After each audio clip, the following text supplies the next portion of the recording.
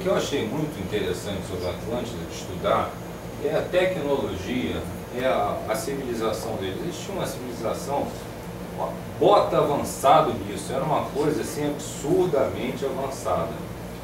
Então, uma coisa que eu olhei, que eles estavam falando, inclusive que eu trabalho com tecnologia de informação, que eles usavam cristais de quartzo alterados pela manipulação da energia do grill e tinham computadores ou máquinas ou dispositivos de armazenamento que seriam semelhantes à capacidade de armazenamento dos registros acásicos. Isso aí realmente é uma coisa que é até difícil de dimensionar, né? Porque os registros acásicos, alguém tem ideia de que tamanho seja isso? Eu garanto que deve ser muito grande, né? Então, eles também faziam muita coisa em termos de catalisadores energéticos.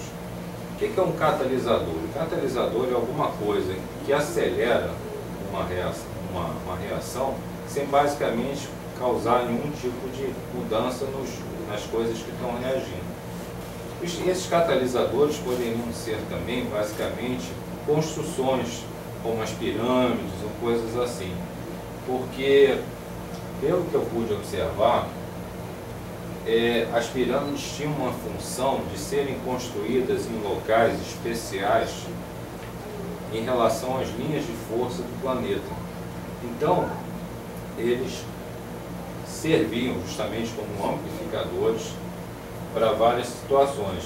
Então, havia também a referência a uma grande pirâmide que foi construída na Atlântida, que era 4 vezes maior que a pirâmide de Quéops. Quer dizer, uma coisa absurdamente grande. E há referências também à questão da como eles faziam essas construções. Elas eram feitas com uma técnica de que de alguma forma fazia a fusão da rocha. Então o que acontecia?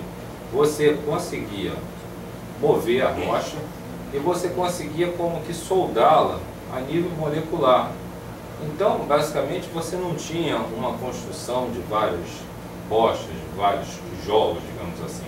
Você tinha um bloco que era uma pirâmide que virava uma montanha só.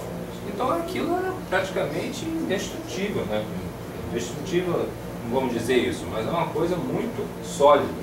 Tanto assim que as pirâmides que estão lá, as pirâmides de Quéops, segundo o autor teosófico, elas foram construídas pelos atlantes, não foram pelos egípcios. Então elas teriam pelo menos 200 mil anos de idade. Pelo menos.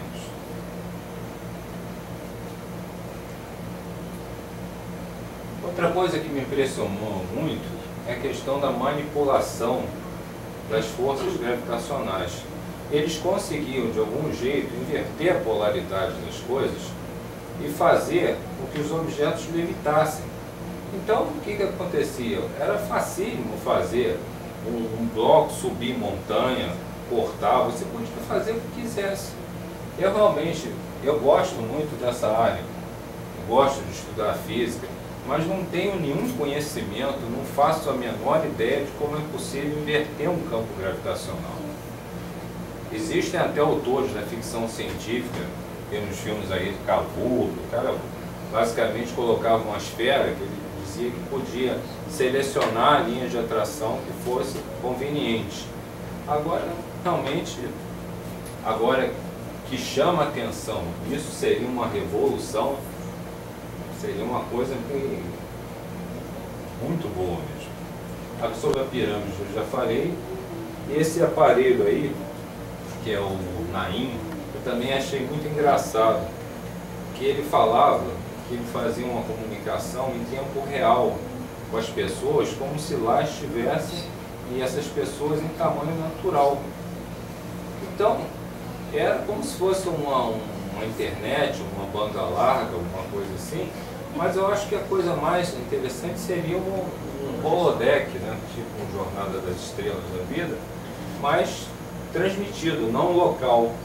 Então você de alguma maneira ficaria em frente a algum transmissor, esse transmissor te escanearia e mandaria uma imagem holográfica para o receptor e vocês conversariam. Quer dizer, uma coisa que, Por exemplo, eu não sei, mas eu adoro tecnologia. Isso para mim me encantou, né? Mas já tem, ainda bem. O quê? Já tem esse sistema holográfico.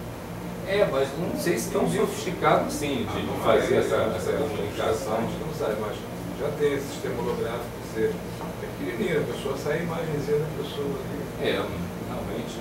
É legal. Outra coisa que eles tinham muito é a questão da utilização do vril. Pois é, esse vril aí é um espinho, né? Aí eu fiquei pensando, botei até aqui o vril, o que era?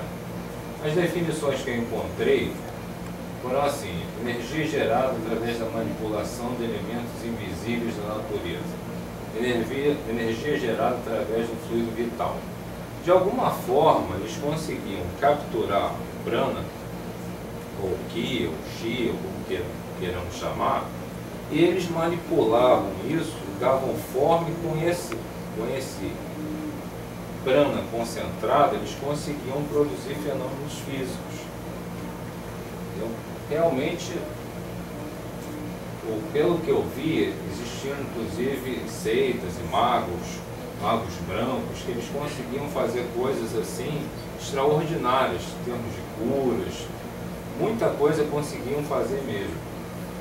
Mas realmente existe referência de que eles precisavam dessa matéria, desse fluido vital. Quando eles estavam em regiões que esse fluido vital não existia, não havia possibilidade de manipulação do vril. Também o livro teosófico ele faz referências a isso como o lado noturno da natureza.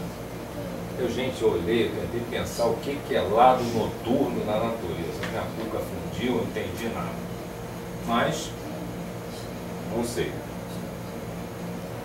Outra coisa assim que foi extremamente interessante foi essa nave aí, esse Vaiux,